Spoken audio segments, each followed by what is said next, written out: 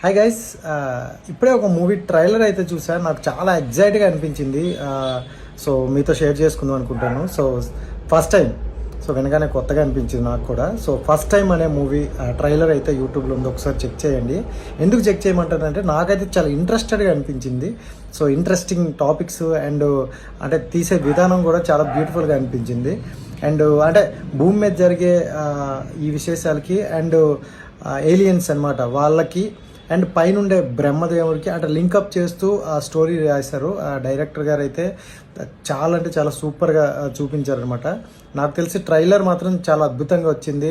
ఇలాగే ఉంటే సినిమా కూడా ఒక మంచి హిట్ అవుతుంది అనుకుంటున్నాం.